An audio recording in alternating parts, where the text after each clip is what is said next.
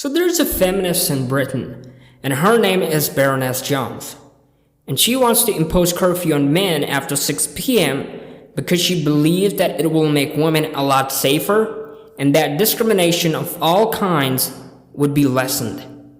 Watch this. And in the week that the woman Sarah Everard was abducted and we suppose killed because remains have been found in a woodland in Kent, I would argue that at the next opportunity for any bill that's appropriate, I might actually put in an amendment to create a curfew for men on the streets after 6 p.m, which I feel would make women a lot safer, and discrimination of all kinds would be lessened.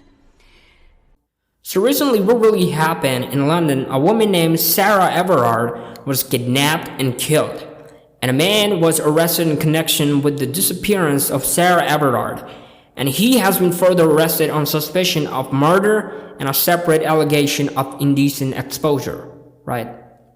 Okay, so I don't really know if this woman is serious or not, but I do think that she's trying to be sarcastic here.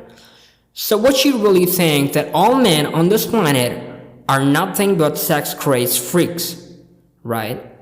You know, monsters. And men have no other job but to attack women after 6 p.m. You know, before 6 p.m., men are very peaceful people, law-abiding citizens, and very respectful to women, right? But once it's 6 p.m., men just become bloodthirsty wolves. I mean, this is just nonsense, you know? You're reducing men to nothing but just monsters, you know? But let's say this does become a law. You know, this is 2021, and, you know, it could become a law, you know? You never know. But if it does become a law, it has one loophole. Are you ready? What if the attackers start to identify as a woman? Now what are you gonna do?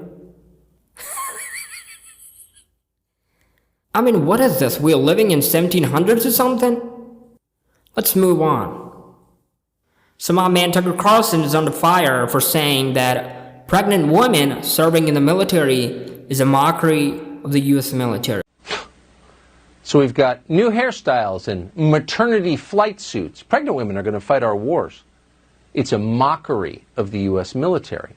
While China's military becomes more masculine as it's assembled the world's largest navy, our military needs to become, as Joe Biden says, more feminine, whatever feminine means anymore, since men and women no longer exist.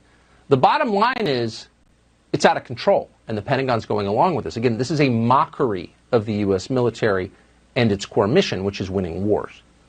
One of the few people who's been paying attention to this is someone who served in the U.S. military, Indiana Congressman Jim Banks. I really want to know, I'm really curious to know, why are they allowing pregnant women to serve in the military? First of all, they are allowing women to serve in combat. Are women gonna fight in wars, you know, next to men?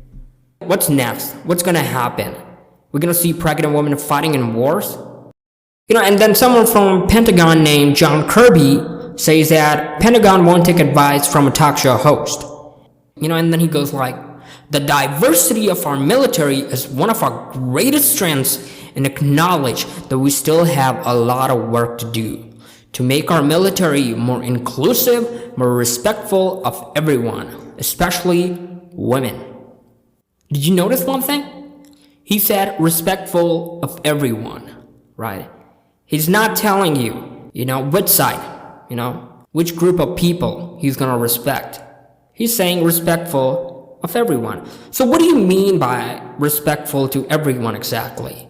So what are you gonna do? You're gonna be respectful to enemies at war? You're not gonna fight the enemies? You're just gonna give them free hugs? Well, first of all, this is exactly what I can expect from someone whose last name is Kirby. Let's move on. So remember this actress from Harry Potter named Katie Lee Young? So Katie is saying that when she was 16, during the filming of Harry Potter and the Goblet of Fire, she read some racist post about her on some Harry Potter fandom website, and her publicist told her to deny all these experiences like it never happened. Listen, Katie, first of all, this is Hollywood, right? This is Hollywood. You are in an industry where you have higher chances of receiving criticism. You know, it could be about your hair, it could be about your face, about your height, about your acting, about, how you live. It could be about anything. It doesn't matter whether you're white, you're black, Hispanic, or Asian. Whatever, you will always receive criticism, no matter how successful you are in Hollywood. And not just Hollywood, no matter wherever you go, no matter how successful you are, you will always receive criticism. And if you're in Hollywood, and if you can't handle criticism, it's better for you to leave that job. Believe me. Let's move on. And this one's from Babylon B. Antifa member lectures D-Day veteran on how to fight fascism. I love this. If you like this video, then don't forget to subscribe and turn on the notifications on so you'll never miss a video. And if you can, and if you would like to, then support this channel through PayPal. Until then, amen and a